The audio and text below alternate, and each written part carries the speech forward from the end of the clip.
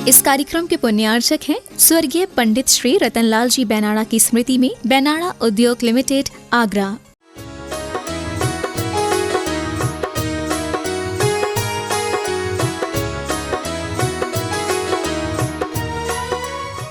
कोई व्रत लिया है अपने लाइफ में आपने, कोई अच्छा सा नियम, कोई अच्छा सा आपने एक संकल्प साध लिया कि नहीं मुझे तो ये करना ही है, इस नियम को फॉलो करना ही है। तो कैसे पॉसिबल होगा? तो उसी का हम चिंतन करें, उसी की हम इच्छा करें, उसी के बारे में हम बोलें, उसी को हम दूसरों से पूछें और उसी के सपने देखें, यानी हमारी रग रग में वो बात समाहित हो जाए। तो ये चिंता नहीं है, समझो इस बात को। चिंता तो अलग होती है। जब व्यक्ति इस प्रकार से अच्छे गोल को लेकर के करता है तो उसमें उसका कंट्रोल होता है, लेकिन चिंता में वो कंट्रोल ही नहीं होता हमारे ऊपर। हम उस बहाव में बहते चले जाते हैं। नहीं समझ में आया? हाँ, अब व्यक्ति चिंता में भी वही कार्य करता है। जब बहुत ज़्यादा एंग्जाइटी लेवल बढ़ जाता है तो वही घूमते रहता है। वही है ना, क्या होगा, कैसे होगा, कौन मदद करेगा, नहीं हुआ तो क्या होगा, इतने परसेंटेज नहीं आए तो कैसा होगा, मेरी लाइफ में तो कुछ बचेगा ही नहीं है, पेरेंट्स क्या कहेंगे, मेरे अदर्स फ्रेंड्स हैं उनका सिलेक्शन हो गया और मेरा नहीं हुआ तो क्या होगा, मेरे 98 आ गए, 1% से मेरा सिलेक्शन रुक जाए अथवा 0.5% से मैं पीछे रह जाऊं। तो ये जो चिंता की ओर ले जाता है और वो चिंता हमारी चित्ता तैयार कर देती है। लेकिन जब गोल के बारे में कहा जाता है तो उससे में वो चिंता से डिफरेंट है। चिंतन और चिंता में कितना अंतर है? चिंतन में हमारा कंट्रोल हमारे ऊपर रहता है, हमारे मन के ऊपर है, हम उसके अनुसार चलते हैं, अपने जो सोच हमने बना करके रखी है। और चिंता में हमारा कंट्रोल हमारे ऊपर नहीं रहता, फिर हम उसमें बहते चले जाते हैं, उसी के अनुसार हमारी लाइफ होते चले जाती है। दोनों में बहुत अंतर है। चिंतन तो हमारे लिए पॉजिटिविटी देने वाला होता है, हमें सुधारने वाला होता है, हमारा कैरियर, हमारी लाइफ को अच्छे बनाने वाला होता है। और चिंता में तो सब कुछ पता ही नहीं चलता क्या चल रहा है, वो घूमते रहता है उसी वो भूल भुलैया में, जैसे कोई फंस जाता है ना, घूमते रहता है। समझ में आ रही बात? नहीं समझ में आ रही?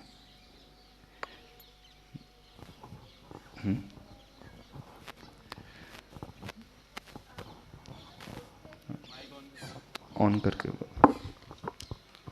जब हम लोग सोचते हैं कि किसी 99% चाहिए हमें पर नहीं आए तो क्या होगा, तो हम उसके लिए उतना काम करते हैं उस टाइम पर। जब हम नहीं आए तो क्या होगा इसके लिए नहीं करते, नहीं लाना ही है इस कारण हम कर रहे हैं। तो वो नहीं आए तो क्या होगा, तो चिंता की ओर चला गया। अब एनी हाउ मुझे तो अचीव करना ही है, तो ये तो हम मोटिवेट कर रहे हैं कि नहीं मुझे तो पाना ही है। नहीं आए तो क्या होगा, कैसे होगा, पेरेंट्स क्या बोलेंगे, फ्रेंड्स क्या बोलेंगे, मेरा सिलेक्शन नहीं हुआ है, दुनिया वाले तो हंसेंगे, इतनी कोचिंग की, इतनी पढ़ाई की, इतना सारा वेस्टेज टाइम वेस्ट कर दिया, 4 साल लगा दिए, 2 साल तो ड्रॉप ले लिए और इतनी फीस भी पापा ने भरी और क्या होगा। तो वो तो चिंता की ओर जा रहा है। चिंतन में तो उसने सोच लिया नहीं करना ही है। वो चिंतन करने वाला टेंशन फ्री रहता है, बोले जो होगा देख लेंगे, अभी तो मेरा एक ही गोल है, बस स्टडी अच्छे से करना है और कुछ नहीं करना है। और चिंता में तो वो रिजल्ट के बाद का सोचता है कैसे होगा। अंतर समझना उसमें। वो स्टूडेंट भी बड़े अच्छे से होता है जो चिंतन करता है कि बस मेरा गोल अभी तो इतना ही है, इसके अलावा कुछ नहीं। कि पता भी तो होनी चाहिए ना। क्या?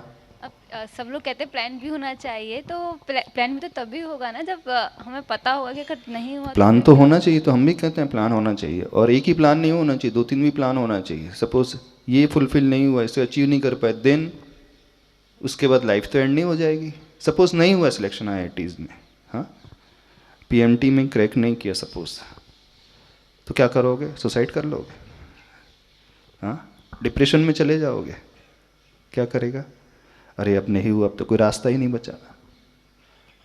जब ड्राइव करते हो एक रास्ता ब्लॉक हो जाता है तो फिर क्या दूसरा रास्ता ऑप्ट करते हो कि नहीं, चलो थोड़ा सा लंबा है घूम करके चले।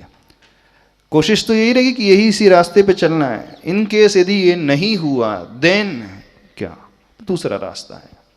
तो निगेटिविटी नहीं है, वो निराशावादी सोच नहीं है, वो तो अपने आप को प्रिपेयर करना है। यदि ये हुआ तो चिंता में तो व्यक्ति डिसाइड ही नहीं कर पाता और वो सुसाइडल अटैक में चले जाता है, डिप्रेशन में चले जाता है।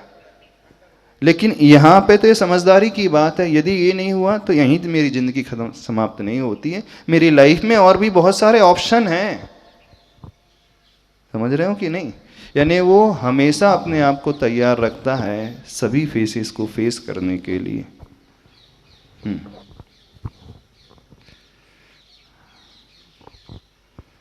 नमोस्तु महर्षि। महर्षि, जो नेगेटिव मोटिवेशन के थ्रू स्ट्रेस होता है उसका क्या होता है? नेगेटिव मोटिवेशन के थ्रू स्ट्रेस होता है, लाइक जो जॉब करते हैं बेसिकली उनके साथ होता है ना, डेडलाइंस दे दी जाती हैं, वार्निंग्स दी जाती हैं, तो उससे स्ट्रेस होता है। बट वो तो स्ट्रेस की टारगेट कैटेगरी दे में दिया ही आता जाता है, हर महीने इतना टारगेट अचीव करना ही है। हाँ। नहीं हुआ तो फिर 10% फिर- सैलरी वगैरह ब्लॉक कर दी जाएगी। हाँ, तो टारगेट ओरिएंटेड जो जॉब होते हैं, हाँ, तो उसमें क्या है, क्वेश्चन क्या है आपका? उसका जो स्ट्रेस होता है तो वो तो स्ट्रेस की ही उसमें आता है ना। हाँ, ये स्ट्रेस लेकर के कर रहे हो तो स्ट्रेस की श्रेणी में, कैटेगरी में ही आएगा। टारगेट दिया है, हम अपना 100% 110% दे रहे हैं। अब हमारे हाथ में इतना ही, अब जैसा होगा होगा, उससे ज़्यादा क्या कर सकते हैं। यदि हमने स्ट्रेस ले लिया तो पहले ही अपनी हम एनर्जी को ब्लॉक कर देते हैं। जो एनर्जी फ्रूटफुल कुछ प्रोड्यूस करने वाली होती है, अब उस एनर्जी को हमने अपनी नेगेटिविटी में इतना हावी कर लिया कि हम अपनी ही एनर्जी को और भी रिड्यूस करते चले जा रहे हैं। स्ट्रेस लेने का सबसे बड़ा हार्म जो होता है, नुकसान जो होता है, बहुत सारी हमारी एनर्जी जो है हमें ही गिराने के लिए सहायक सिद्ध हो जाती है, हमें ही नीचे लेकर के चली जाती है। और जो स्ट्रेस फ्री होकर के टारगेट को सोच करके करता है तो वो अपनी एनर्जी को पूरा यूटिलाइज करता है। समझना, टारगेट ओरिएंटेड बहुत सारे जॉब होते हैं आज के कॉम्पिटिटिव फेजेस में। विदाउट टारगेट के तो खासकर प्राइवेट इंडस्ट्रीज़ में तो उसके बिना होते नहीं, क्योंकि वो फ्री फोकट में देने तो बैठा नहीं है। मैं कब दे पाऊँगा, जब मैं खुद कमाऊँगा तभी तो दूँगा। अब मैं ही नहीं कमा पा रहा हूँ तो कहाँ से दूँगा? तो वो तो हायर एंड फायर वाला जो सिस्टम है, यदि ये है तो फायर ठीक है, अदरवाइज फायर होता है, उसकी भी मजबूरी है। तो ठीक है, अब टारगेट होना चाहिए। अब उस टारगेट को अचीव करने के लिए हम मेहनत कर रहे हैं, अपना 110% दे रहे हैं। अब उसके बाद जो रिजल्ट आ जाए ठीक है, उसे हम एक्सेप्ट कर लेंगे, स्वीकार कर लेंगे। अब प्रॉब्लम वहाँ से आ जाता है, नहीं हुआ तो क्या होगा, 20% लेक रहा तो क्या हो जाएगा, लास्ट मंथ भी अचीव नहीं हुआ था, 2 महीने हो गए, 3 महीने हो गए, टारगेट तो पूरा हो ही नहीं रहा है, अब क्या होगा? अरे जो होगा सो होगा, क्या कर सकते हैं। चिंता करने से क्या हो रहा, टारगेट पूरा हो रहा है क्या? नहीं हो रहा है ना, फिर नहीं हो रहा। जितना हम कर सकते कर रहे हैं। महर्षि, बट प्रैक्टिकली जॉब वगैरह में ऐसा होता नहीं है कि कैसा? अगर नहीं हुआ तो ठीक है देख लेंगे, वो स्ट्रेस और बढ़ता ही जाता है। लाइक स्टार्टिंग डेज में तो रहती है एनर्जी, हाँ। बट लास्ट में आते आते जब आती जाती है डेडलाइन, हाँ। तो फिर वो प्रेशर पता नहीं किस लेवल पे पहुंच जाता है। तो वो प्रेशर हमारे लिए बेनिफिशियल है कि हार्मफुल है, हम यही तो पूछना चाहते हैं। अगर कर लिया तो पॉजिटिव है, और नहीं करा फिर नहीं, तो प्रेशर जो है, डिप्रेशन प्रेशर में आ गया ना। तो डिप्रेशन में आ गए तो हम और अपनी एनर्जी को तो नीचे ले जा रहे हैं ना। उतना ज़्यादा स्ट्रेस लेकर के, बात का सोच करके कैसे ये बाद में कैसा होगा, कैसा होगा, अब जो होगा सो होगा, देखेंगे। तो इस चीज का बेसिक कॉज नेगेटिव मोटिवेशन है या फिर हमारी खुद की हमारी प्रॉब्लम है? नेगेटिविटी है, नेगेटिव मोटिवेशन नहीं है, वो तो टारगेट ओरिएंटेड ही रहेगी, फील्ड वैसी ही है पूरी। हम जो एनर्जी को सही दिशा में ले जा सकते थे उसी को हमने डेडलॉक कर दिया, रोड ब्लॉक कर दिया, पैदा कर दिया। अब इससे ज़्यादा हमारी एनर्जी जाएगी ही नहीं, और जो थी वो भी और कम हो गई, रिड्यूस हो गई। यहाँ प्रॉब्लम आ जाता है। होता है ना, एग्ज़ाम के समय एग्ज़ाम फियर होता है, क्या होगा, कैसे होगा, कितने % आएंगे कि नहीं आएंगे। जब चिंता करना था, जब पढ़ना था, उस समय तो किया नहीं। अब एग्ज़ाम के समय तो क्या होगा, अरे जो होगा सो होगा। अब तो जब ओखली में सिर दिया है तो मूसलों से क्या डरना, जब दे ही दिया है तब ठीक है, देखेंगे जो होगा, फेस करेंगे। उससे क्या होता है, हमारी जो एनर्जी है उसको हम बहुत अच्छे से यूज़ कर सकते हैं, वो कंस्ट्रक्टिव फेज में यूज़ होगी। कहीं ना कहीं हमें सॉल्यूशन अवश्य वो दे ही देगी। और बहुत ज़्यादा चिंता में गिर जाएंगे तो हम अपनी एनर्जी को डिस्ट्रक्टिव फेज में लेकर के जाते हैं, यानी जो भी कुछ नया पैदा होने वाला था वो अभी बंद हो जाएगा। कोई डिफिकल्ट क्वेश्चन आ गया, शांति से है तो कहीं ना कहीं में सोल्यूशन मिल ही जाएगा, 100% नहीं तो 50-70% तक। और यदि हम पहले सोच लिया अब तो कुछ हो ही नहीं सकता, तो जीरो हो गया। तो ऐसी सोच बना करके जो होगा सो होगा, उसमें हमारे पास खोने के लिए कुछ नहीं रहता है, जो भी रहेगा हमारे पास पाने के लिए। We don't have anything nothing और we won't have anything to lose करने के लिए कुछ है ही नहीं। ज़्यादा से ज़्यादा क्या होने वाला था, रिजल्ट निगेटिव ही आता था ना, हम पहले से तैयार हैं, क्या होगा ज़्यादा से ज़्यादा इसी होगा। तो ऐसी सोच से कुछ ना कुछ सॉल्यूशन अवश्य मिलता, हम ये कहना चाहते हैं। क्या टेंशन लेना, क्या होगा कैसे होगा, होगा भी कि नहीं होगा, अरे ठीक है जो होगा सब ठीक नहीं, बिल्कुल। और वही व्यक्ति जीतता है, उसी को सॉल्यूशन मिलते हैं, मैं मानूं। इसका अर्थ ये नहीं है कि मेहनत नहीं करना, नहीं तो आप अदरवाइज ले जाओ, उल्टा ले जाओ। नहीं तो इसको हम देख रहे हैं कुछ इसको उल्टा लेकर, महाराज जी ने तो बोले जो होगा सो होगा, टेंशन फ्री रहो। इसका अर्थ नहीं हार्डवर्क नहीं करना है, एफर्ट तो पूरे देखने पुट करना है, लाना है। एफर्ट करने के पश्चात फिर उसे छोड़ देना है। One should know when to let it go. उसे ये पता होना चाहिए कि मुझे कहाँ तक एफर्ट करना है, कितना एफर्ट करना है और कहाँ उसे छोड़ देना है। प्रॉब्लम होता है हम एफर्ट करते हैं, लेकिन एफर्ट के साथ साथ उस बात को भी साथ में लेकर के चलते हैं, क्या होगा क्या होगा। यानी जहाँ छोड़ना चाहिए उसे हम पकड़ करके रखते हैं, इसको अदरवाइज नहीं लेना। नहीं तो लोग बोले कि जो होगा सो दो होगा, देख लेंगे, तो हम कुछ करें ही नहीं, ये तो और उल्टा हो जाएगा। फिर तो मेहनत पूरी करना है, उसके बाद स्टडी अच्छे से करना है, पेपर देना, उसका छोड़ दो। अब क्या भगवान से पूछो, भगवान मेरा रिजल्ट अच्छा आ जाए, रिजल्ट अच्छा है, पेपर तो दे ही दिया, अब क्या अच्छा आ जाएगा, 40 की 80 बन जाएंगे क्या वहाँ पे, क्या कौन से हैं कि टीचर ऐसा आ जाएगा वो ड्रिंक करके आपके पेपर चेक करेगा, 40 आना था तो 80 मार्क्स दे देगा, ऐसा होगा क्या। अब जो होना था हो गया, मैंने करना था कर दिया, अब क्या चिंता करना। अब एग्जाम में जाने के पहले क्या चिंता करना, अब जो होगा सो होगा, अब ठीक है। इतनी चिंता थी तो पहले करते। नमोस्तु महाराज श्री, आज की सबसे बड़ी प्रॉब्लम है प्रोक्रेस्टिनेशन। बहुत सारे काम हम प्रोक्रेस्टिनेशन की वजह से टाइम पे नहीं कर पाते, तो हम उस सिचुएशन में ओवरकम कैसे कर सकते हैं। क्या प्रोक्रेस्टिनेशन कर लेते हैं आप लोग, कौन कौन से काम में? जैसे बहुत सारे काम है महाराज श्री, टालम टोल जिसमें चलती ही रहती है। चलती रहती है, टालम टोल क्यों करते होंगे? सीरियसनेस नहीं रहती तभी तो टालम टोल होता है, सिंसियरिटी नहीं रहती तभी तो टालम टोल होता है। आप उसको उतना लाइक करते ही नहीं है। कौन कौन से काम ऐसे होते हैं जो हम बिल्कुल नहीं टालम टोल करते हैं?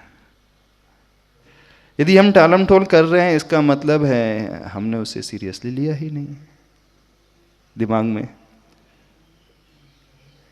बताओ, कुछ तो ऐसे कार्य होते होंगे जिसको हम बिल्कुल नहीं टालते, बहुत सिंसियर रहते उसके बारे में। और जिन्हें हम छोड़ देते हैं, इसका मतलब है हमने उसकी इंपॉर्टेंस अपने लिए समझी ही नहीं। पहली बात तो ये टालम टोल वाली बात स्थिति तो बाद में आएगी। जो पहले से इंपॉर्टेंस समझ लेगा वो तो टालम टोल तक जाएगा ही नहीं, वो तो इफेक्ट हो गया टालम टोल। पहले कॉज क्या उसको भी पकड़ने की कोशिश करें। कॉज इफेक्ट रिलेशनशिप होता है ना, कारण कार्य, नहीं सुना? पढ़ा तो होगा स्कूल में कॉलेज में, कॉज इफेक्ट रिलेशनशिप। कॉज का मतलब उसका रीज़न क्या है, कारण क्या है, और इफेक्ट मतलब कार्य क्या है। तो ये प्रोक्रेस्टिनेशन जो आ गया, ये तो इफेक्ट हो गया। अब ये हुआ क्यों पैदा, ये कार्य पैदा क्या हुआ, उसके पीछे कॉज क्या है?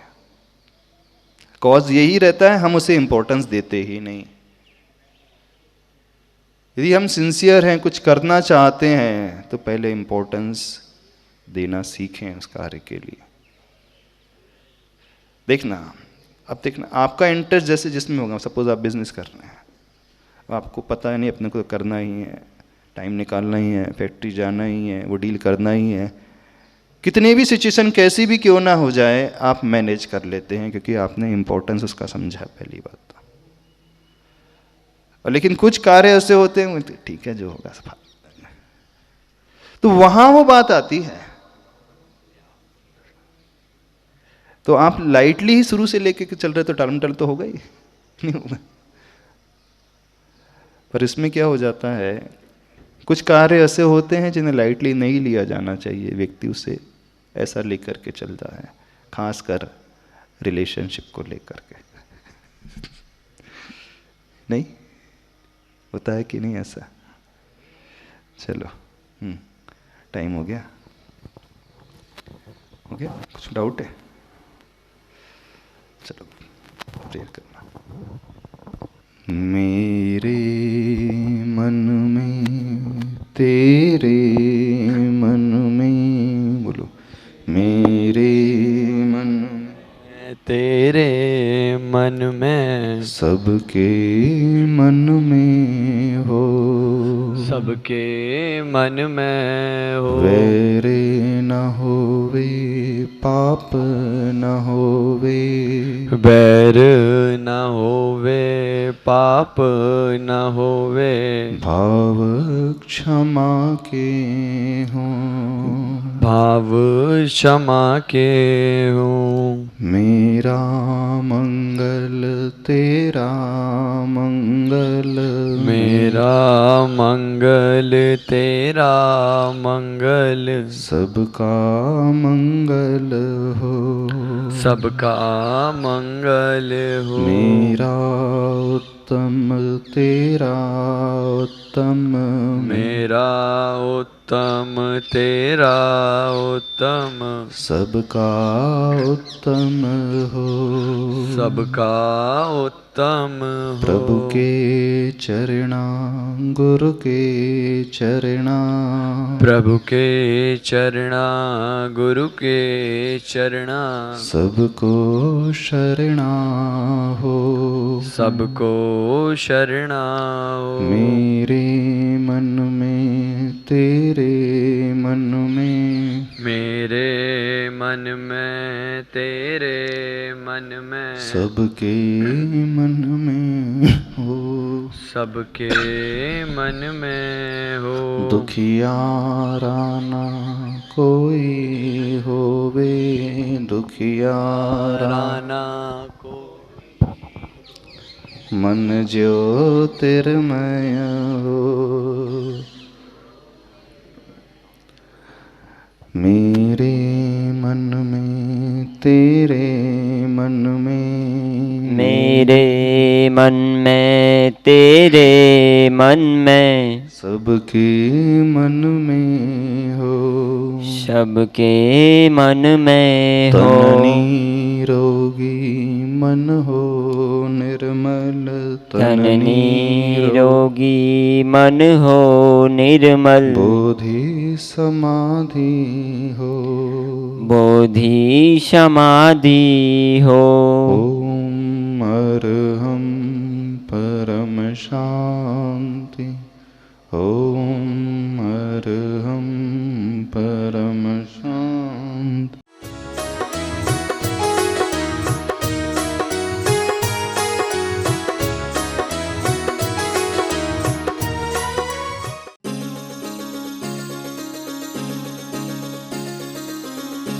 इस कार्यक्रम के पुण्यार्चक थे स्वर्गीय पंडित श्री रतनलाल जी बेनाड़ा की स्मृति में बेनाड़ा उद्योग लिमिटेड, आगरा।